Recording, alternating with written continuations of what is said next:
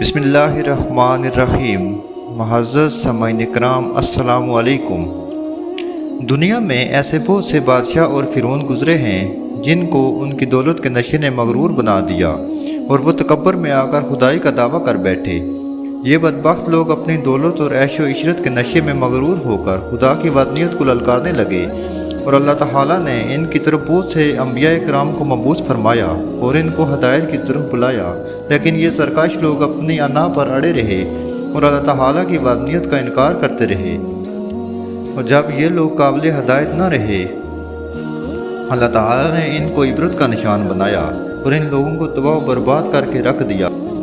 अल्लाह ताला ने इन झूठे खुदाई के दावेदारों को ऐसी इबरतनाक सज़ा दी कि आज भी लोग इनसे इबरत हासिल करते हैं। खुदाई का दावा करने वाले बदबख्त लोगों में एक शद्दाद भी था जिसने अल्लाह ताला की वतनीयत को ललकारा और सरकश व नाफरमान हो गया। शद्दाद कौन था?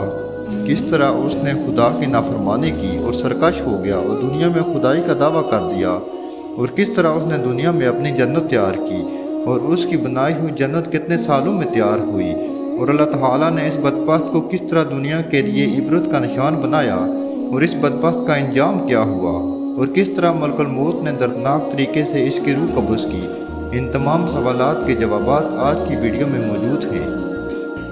शद्दाद उस कौम की नस्ल में से था जो दुनिया की सबसे ज़्यादा ताकतवर कौम थी, जिसको कौम आद कहा जाता था। इनके बारे में अल्लाह ताला कुरान पाक में फरमाता है, इन जैसी कौम ना इनसे पहले पैदा की गई ना इनके बाद पैदा होगी। कौम आद एकाफ के अंदर आबाद थी। एकाफ ऐसी जगह थी जहाँ रेत के बहुत ही बुलंद बाला टीले थे, और एकाफ का यह इलाका यमन और अमान के दरमियान बिखरा हुआ था। इस इलाके के अंदर कौम आद 8,500 साल पहले आबाद थी। इस कौम पर अल्लाह का खुसूसी करम था कि अल्लाह ताला ने इस कौम को दुनिया की सबसे ताकतवर कौम बनाया था, और इसके साथ साथ अल्लाह ताला ने इस कौम को सरसब्ज़ शादाब बागात और वाफर मिकदार में खेत अता किए थे। इन लोगों के पास वाफर मिकदार में जानवर थे और पीने के लिए मीठा पानी था। इसके अलावा भी अल्लाह ताला ने इस कौम को बेशुमार नियामतों से नवाजा था। चनाचे इस कदर मालो दौलत और नियामतों की फरावानी की वजह से ये लोग भटक गए और अल्लाह ताला की नाफरमानी करने लगे और बागी हो गए। इनकी हदायत के लिए अल्लाह ताला ने हज़रत हूद अलैहिस्सलाम को इनकी तरफ मबूस फरमाया। हज़रत हूद अलैहिस्सलाम इस कौम को अल्लाह के हुक्म से तबलीग करने लगे और अल्लाह ताला की वादनीयत की तरफ बुलाने लगे, लेकिन ये कौम अपने कुफ्र शिरक से बाज न आई और हज़रत हूद अलैहिस्सलाम का मजाक उड़ाने लगी। शद्दाद जो इस कौम की नस्ल में से था, इस कौम का बादशाह था। ये दो भाई थे, एक का नाम शद्दाद था और दूसरे का नाम शदीद था। शदीद पहले बादशाह बना और फौत हो गया। उसके बाद शद्दाद ने हुकूमत संभाल ली और इस तरह ये दुनिया की सबसे ताकतवर कौम आद का बादशाह बन गया। शद्दाद एक वसी और अरीज़ सल्तनत का बादशाह था। शद्दाद की ये बादशाह यमन से इराक तक और बाद रवायात के मुताबिक इराक से ईरान तक फैली हुई थी। शद्दाद ने अपनी ताकत के ज़ोर पर बड़े बड़े बादशाहों को ज़ेर कर लिया था। चनाचे इस बदबख्त को हज़रत हूद अलैहिस्सलाम ने समझाने की बहुत कोशिश की, लेकिन इसका दिल भी बंद था।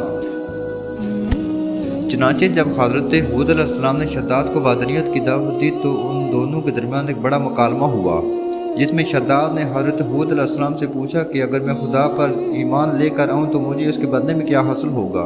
तो हज़रत हूद अलैहिस्सलाम ने फरमाया कि तुम पर जन्नत हलाल हो जाएगी। जन्नत का नाम सुनकर शद्दाद हज़रत हूद अलैहिस्सलाम से पूछने लगा कि ये जन्नत क्या है। तो हज़रत हूद अलैहिस्सलाम ने शद्दाद को जन्नत का नक्शा बताया और जन्नत की नियामतों के बारे में शद्दाद को बताया। शद्दाद हज़रत हूद अलैहिस्सलाम की बात सुनकर मुस्कुराने लगा और कहने लगा, ये कौन सी बड़ी बात है, ऐसी जन्नत तो मैं भी तैयार कर सकता हूँ।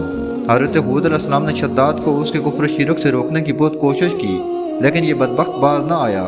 इसने अपने बड़े बड़े कारीगरों को हाजिर किया और एकाफ में एराम के मुकाम पर 20 को लंबी और चौड़ी जन्नत बनाने का हुक्म दिया।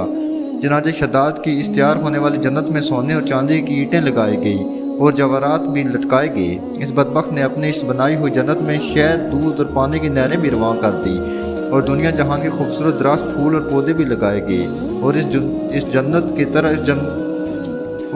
को तरह तरह के जवाहरात से मुज़य्यन कर दिया गया। कौम शद्दाद चूँकि पहले भी पहाड़ों को काट कर बुलंद बाला इमारत बनाने की माहिर थी, और शद्दाद की हुकूमत में तो ये फ़न अरूज पर था। चनाचे रेत के इन टीलों पर बड़े बड़े सतून खड़े कर दिए गए और उन पर बड़ी बड़ी इमारतें खड़ी कर दी गई। شداد نے یہ فیصلہ کیا تھا کہ جب تک اس کی جنت تیار نہیں ہوگی وہ اس کے اندر قدم نہیں رکھے گا۔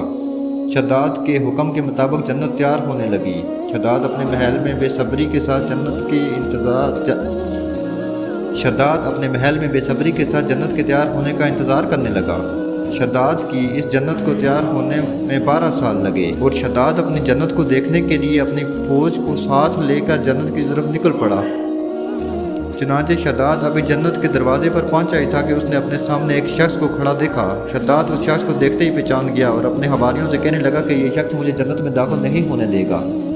تو اس وقت شداد کے حواریوں نے پوچھا کہ یہ شخص کون ہے اور یہ جنت میں داخل کیوں نہیں ہونے دے گا؟ تو اس وقت شداد نے کہا کہ یہ ملک الموت ہیں جو کہ میری روح قبض کرنے کے لیے آئے ہیں اور یہ مجھے جنت میں داخل نہیں ہونے دیں گے۔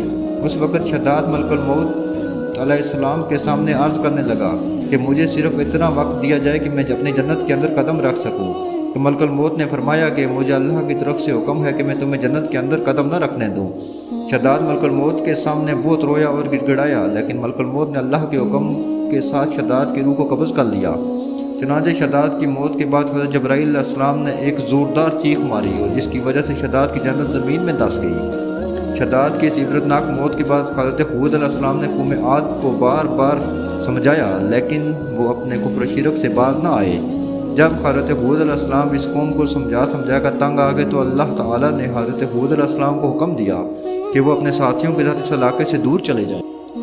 جب حضرت ہود علیہ السلام اپنی قوم سے دور چلے گئے تو اللہ تعالیٰ نے ان پر آندیاں مسلط کر دی۔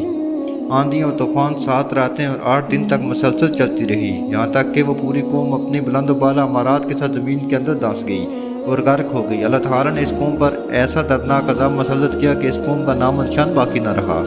جس وادی میں بلند و بالا محلات تھے اور وہ وادی ریت کے صحرا کے اندر تبدیل ہو گئی۔